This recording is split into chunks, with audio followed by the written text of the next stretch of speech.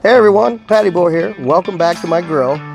Here we are, it's fall and it's a year later, all right? We are just the weekend before Thanksgiving and it has been a year, all right? A year that we've been making these videos. I remember last year I made my Thanksgiving turkey for you guys, showed you how we do it on the charcoal grill. And that was probably the third or fourth video. So we had a few videos that we did before that. So it's right about this time a year ago. So thank you guys for watching these for us for the last year. Like I said, this is just before Thanksgiving. It's fall. There's a little bit of a nip in the air, you know, a little breezy, a little chilly. And I got my fall time drink. So what is this? This is locally grown and made apple cider with a little spiced rum from Captain Morgan. All right, perfect fall time drink. All right, so what are we gonna make?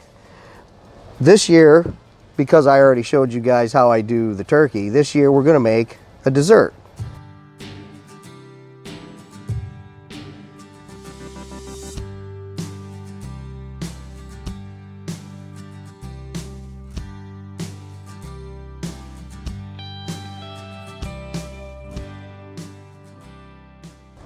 So you guys know that I like my cast iron pans, okay? We're gonna do an apple crisp in this cast iron pan on the gas grill, all right? Why do we do that? We do that because everything just tastes better on a grill. We do that because I can. And we do that because when it's Thanksgiving and you're cooking, the space that's inside and on top of your stove is at a premium. So if you can make something outside, you're just that much more ahead of the game. It just makes more room in the oven. So we're gonna take this inside because actually my wife is the professional baker in this household, not me. Too much measuring and math. So we're gonna take this in, we're gonna let her get everything mixed up, and I'm gonna show you guys how we make this on the grill. This is gonna be good. All right, so happy Thanksgiving. Here we come with an apple crisp in the cast iron pan.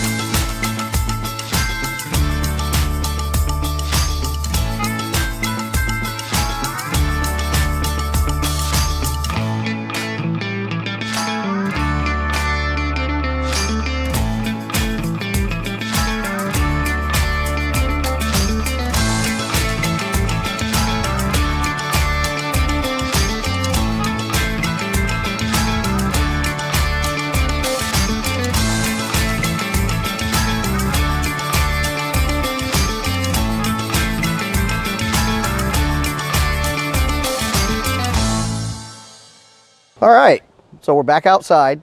Everything is made. Check it out. Here's the batter. This is the crust part of it. So what it is we're gonna put it in here. She's already been preheating. And this first stage is just make this batter, get this in there, and just like 17 minutes. 14 to 17 minutes, just until the outside edges get set. Because remember, we're gonna make the apple part of it and the crisp part that goes on top of the apple part, and then it's gonna go back in and bake more. So you don't wanna bake this fully. So we're preheated. Now, technically, when you're doing it in your kitchen, the recipe calls for 350, all right? A stove inside the house is gonna be able to maintain much nicer than this out here, especially when you're out in the cold. Remember, when you're outside in the fall and or the winter and it's cold, the grills react differently. And if the wind's blowing, the grills will react differently, all right? So this is one of those things where, yes, you can have this out here, you can cook this out here, but you need to keep a closer eye on it than you would if you were inside. So we're going to keep coming back out and checking it, but for now, stage 1, batter made, pan in, 14 to 17 minutes.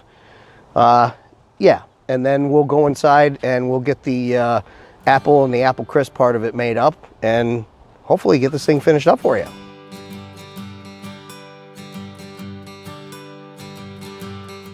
All right, so this is after 14 minutes, and I said it was going to be about 14 to 17 minutes. And you can see it's just a little bit around the outside edges there. So we're right on track. This is looking great.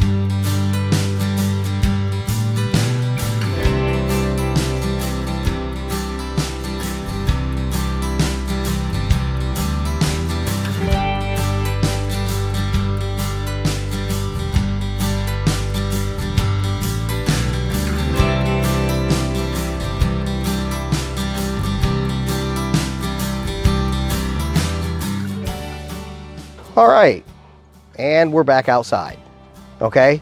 We were outside, we were inside, we were outside, we're back out again. So, you guys saw it was on there the first time and just the cake part of it cooked, well, partially cooked. She's got the apples and the crisp, and it's ready to go back out. So, it goes back on for approximately another 20 minutes. Here we go. Temperature is holding steady.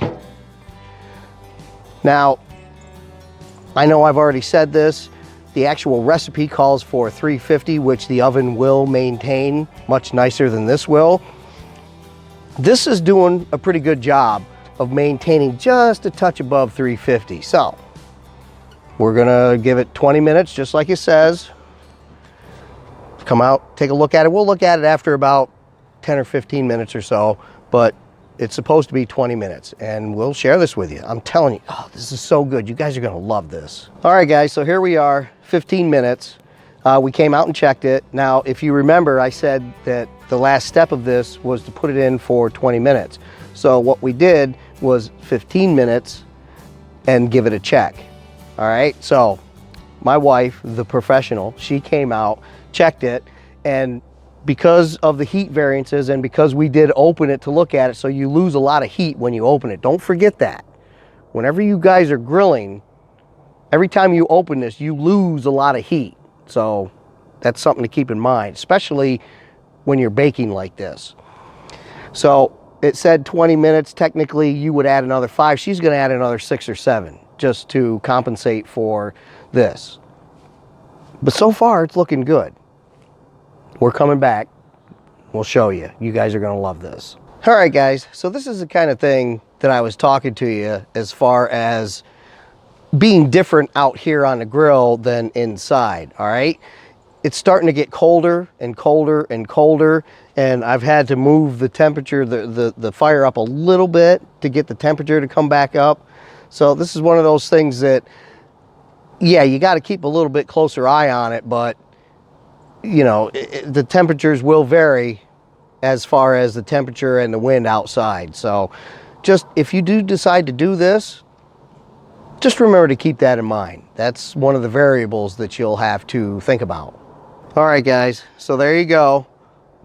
It took probably a few minutes longer than what the actual recipe called for, but you can see it's nice and hot and smoking and bubbly. And yes, with the cast iron pan, there might be a little bit of black around the edges, but I'm telling you, in the middle, this whole thing is going to be really, really good. So You guys need to try this for your Thanksgiving. Even if you decide to do it in the oven instead of the grill, this apple crisp thing is really, really good. And yes, I will share it with you. All right, everyone, there you go. Finished product. Apple crisp in a cast iron pan out on the grill for your Thanksgiving dessert. You really should try this. She's made this for me before, and I don't know whether she knows this or not, but I ate pretty much the whole thing myself, as you can see. But this is a really, really, really good dessert to have for your Thanksgiving dinner. So first of all, I want to thank all of you guys for being with us, because like I said before, it's been a year, and you guys have been with us watching these for a year. And I don't know about you, but I've had a blast. I'm not making any money at this. It's costing me money, but I don't care about that. I'm just having fun. And I want to thank you guys for being with me for the whole year. So I hope you guys try this. If you do, I know that you'll love it. Thank you guys, and happy Thanksgiving.